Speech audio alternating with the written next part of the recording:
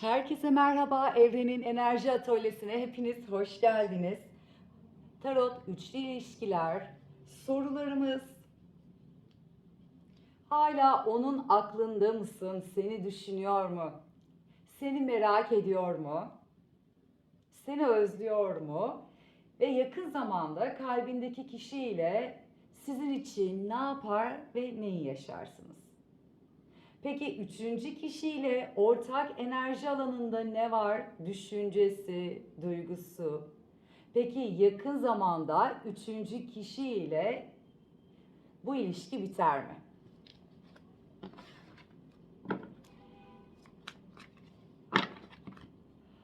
Aklınızdan kalbinizdeki kişiye odaklanın, enerjisini hissedin, düşünün.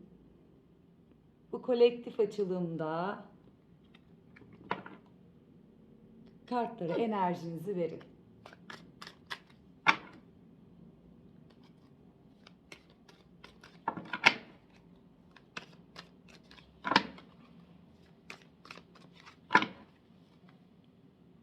Sizi düşünüyor mu ve hala onun aklında mısınız?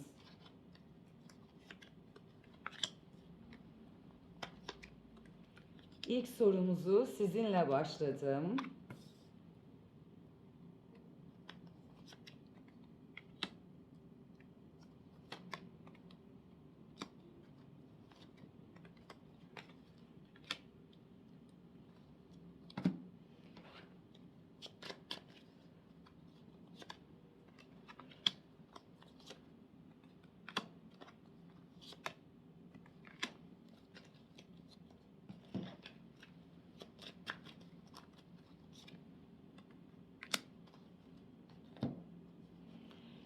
Evet, sizi düşünüyor ve hala aklındasınız. Bakın güvercin çıktı, güvercin iletişim ve haber.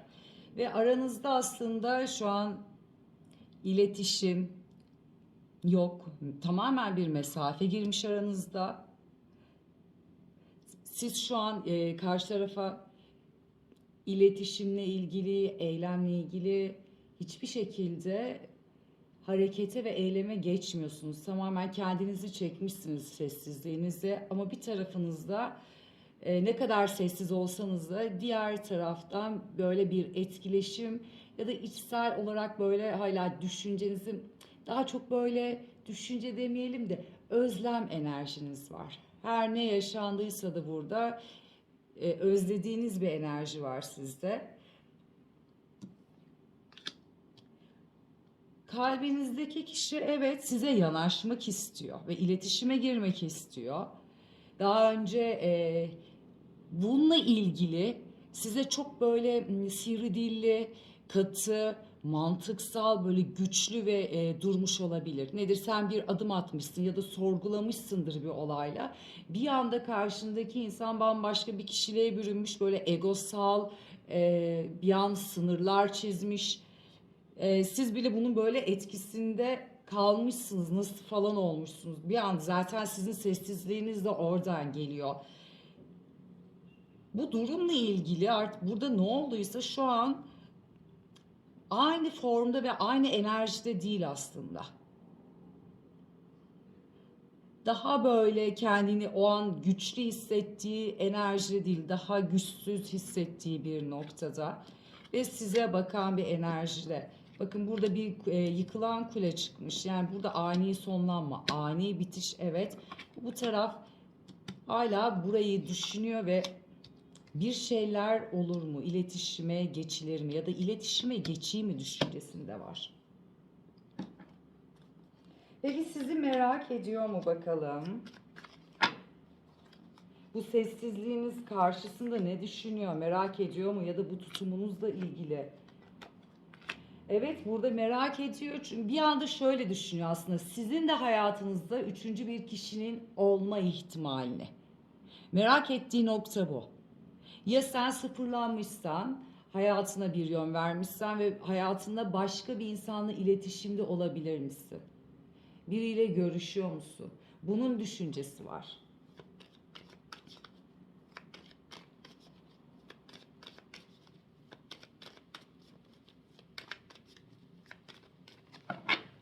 kalbine bakalım. Kalbi ne diyor sizinle ilgili? Sevgi enerjisi var mı size hissettiği? Size evet, sevgi enerjisi de var ve kıskançlık da çok fazla var. Sizinle kalp enerjisini tamamlanmak, özlem enerjisi var. Bir anda aslında böyle dengeliyor da, yani hem sevgi ama bir anda da çok hızlı bir hareket edip merakından iletişime girme isteği var. Sonrasında kıskançlık enerjisini çok fazla çalıştırıyor ve bir şekilde kendini böyle dengelemeye çalışıyor. Ama burada hem sevginin ötesinde kıskançlık enerjisi çok yoğun çıktı. Peki yakın zamanda sizin için ne yapar? Neyi yaşarsınız? İletişimi geçer mi? Ne olur burada dediğimizde?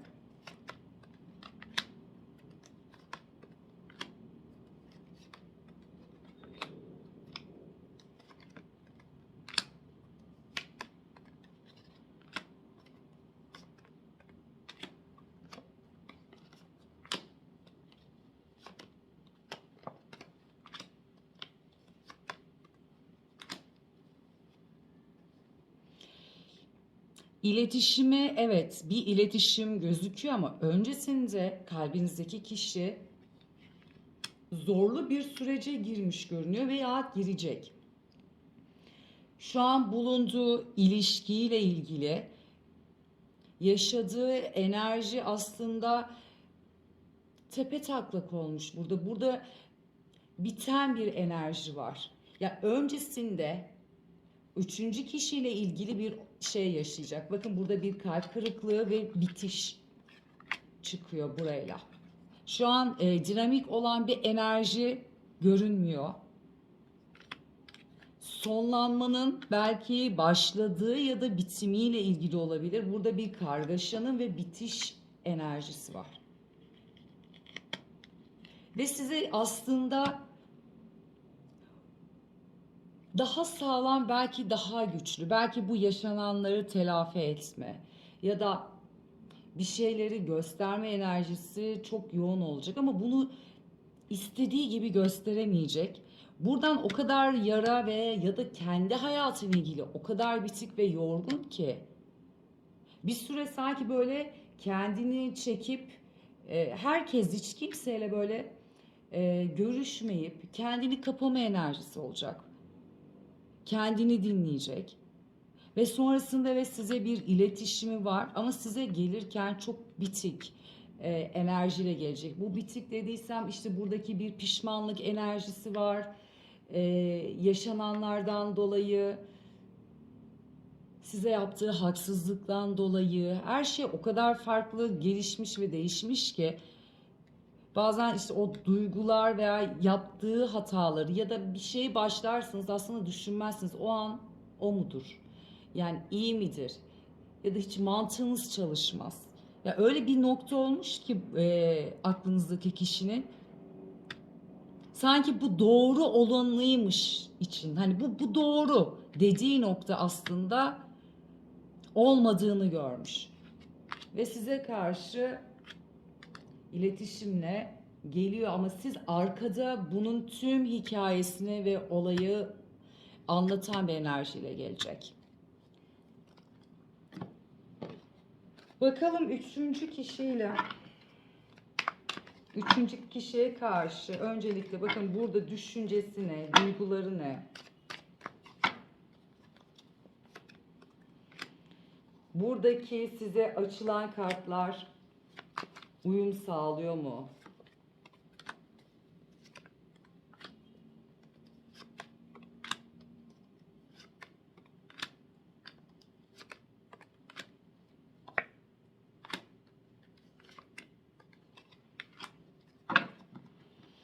Evet, düşüncesinde karşılaştırma yapıyor aslında. Siz bakın geçmiş ve şu andaki bulunduğu kişiyle ilgili kafa karışıklığı. Yani burada bir artık karşılaştırma, ne yaptığı ile ilgili yüzleşme enerjisi de olabilir. Burada sizleyken daha bir güçlü enerjide olduğunu hissederken diğer tarafta bitik bir enerji var. Aslında aynı, bak, yakın kartlar çıktı. Bakın burada da bitiş. Burada bulunduğu kişiyle bir hane olabilir, beraber bir ilişki olabilir, yeni başlamış da olabilir, eski bir ilişki de olabilir. Her şey, ama buranın artık dinamiği ve enerjisinin kalmadığını görüyoruz.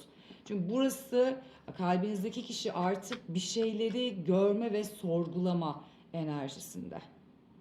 Ve buradaki düşüncesi siz ve şu anda yaşadığı, bulunduğu durumu inanılmaz böyle sorgulamaya başladığı bir sürece girmiş. Peki üçüncü kişiye, kalp enerjisine, burada da aslında görmüş olacağız ne var? Şu an güzel kartlar çıkıyor baktığımda ama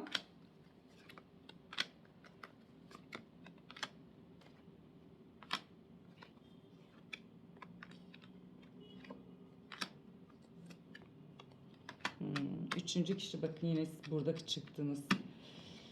Burayla kalp enerjisi aslında hissettiği ve mutlu olduğu bir enerji varmış. Kalbiyle zaten hareket de etmiş. Karşı taraftan etkilendiği bir enerji var. Bir aradayken büyük bir ihtimalle çok böyle eğlendiği, neşelendiği, keyif aldığı, hani böyle kendini şanslı hissettiği bir süreçteymiş. Sonrasında bakın burada hep böyle duygusal adımlarla gitmiş üçüncü kişiye. Büyük adımlarla, duygularını göstererek de gitmiş. Ve o an kendini çok şanslı hissettiği bir süreçte de olmuş. Burada yaşadığı her neyse, o ilk hissettiği, sonra kaygı ve korkulara ve buranın başlangıç enerjisi aslında sonrasında onda tedirginlik ve korku yaratmış. Çünkü bu şekilde gittiği için ve sonrasında hani buraya daha büyük bir şeyler sunması gerekiyor. Ya da bu duyguların gerçekliğinin dışında olduğunu da hissetmiş olabilir. Ve burada üçüncü kişi çıktı. Bakın sizsiniz. Buradaki duygu enerjisinde karşı taraf ve sizin enerjiniz de çok yoğun burada. Burada karar aşamasında, yani burada sen bir karar vermek durumundasın diyor. Kafası karışmış.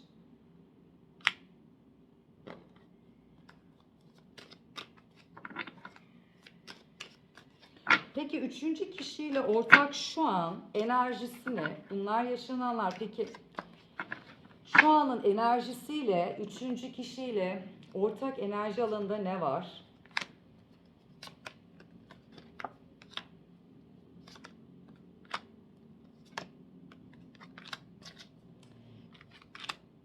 Evet, üçüncü kişiyle diğer kartta açtığım gibi aslında duran, asılan adam çıktı. Yani burada şu anın ortak enerjisinde aslında birçok farkındalığın yaşandığı, belki burayla ilgili bir şeylerin kopuşu olabilir. Beklentilerin, hayallerinin tamamen bambaşka bir noktaya geldiğini görüyoruz. Aslında uzaklaşıp buradan kendini dışarıya verme, gösterme enerjisi de çok yoğun. Motivasyonlu ya da kendini iyi hissetmek adına da olabilir. Yani ne yapacağını aslında bilmediği bir durumda. Bir şeylerin farkında, bunun içinde mutlu değil. Ve burayla ilgili bir tartışma. Hani o burada aslında ilk gittiğimizde evet bir kupası vardı ama bakın şu an bir kılınç asıyla, yani aydınlanma yaşamış. Nedir? Burada söylenen sözler. Burada duyguyla gidilen ama burada iletişimde daha fazla tartışma, yani biraz daha aralarında savaş enerjisi var. Gerginlik var. Peki üçüncü kişiyle bu ilişki biter mi?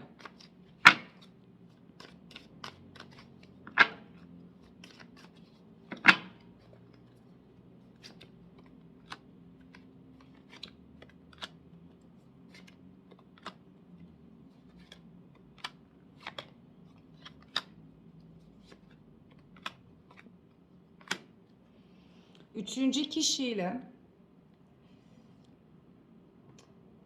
Son olarak evet görüyorsunuz ölüm kartı biten bir enerji olacak ama öncesinde buranın biraz böyle gel git enerjisi olacak. Yani bu nasıl? Biten bir şeyi tekrar hani kaldırma, konuşma, yapma hani burada aslında temelde yok. Öyle bir şey yok. Bitik aslında bitmiş. Herkes her iki taraf belki hayal kırıklığına uğrayan bir enerji var. Son nedir buradaki? İşte yapılan belki emek, iletişim, belki bir şeyleri dengelemek, bir şeyleri düzeltmek. Belki ortak bir şeyleri var bununla ilgilenmek gibi. Sonrasında yaptığı şeyi aslında somutlaştırıyor karşı tarafa. Bu nedir? Bitiş noktası. Gösterme enerjisine girecek. Yani olmuyor çünkü biten bir enerji gözüküyor. Ama sonrasında artık kalbinizdeki kişi için bir başlangıç dönemi yani bir döngü artık kapanıyor onun için. Belki uzun süredir buradadır ya da uzun süredir bir şeylerin enerjisinde ya da yeni de olabilir hiç fark etmez ama buranın artık bitişi ve hayatında bambaşka bir sürece girdiğini gösteriyor. Yani kader çarkı, kadersel döngüler tekrardan hayatımızda kaderimizi aslında hayatımıza tekrardan ele alıyoruz. Bir şeyleri yazıyoruz ve yeni bir başlangıç enerjisinde olacak. Ve bu aralarda da ay tutulması ve güneş tutulması da olacak. Aslında bir döngülerin kapanması hep diyorlar ya yeni bir başlangıcı. Elimizde artık hani bırakamadığımız veya her ne varsa başlayamadığımız her şey belki bununla bu enerjilerle de aslında tıkayan ne varsa sonlanmış olacak burada.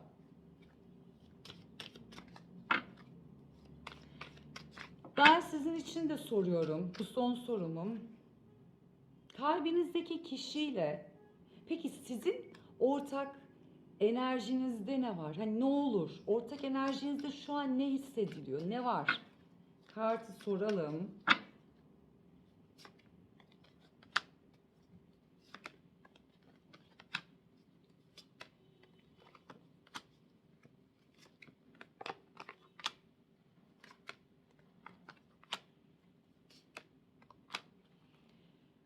Ortak enerji alanınızda aslında sıfırdan bir başlangıç var. Belki siz de bunu istiyorsunuz.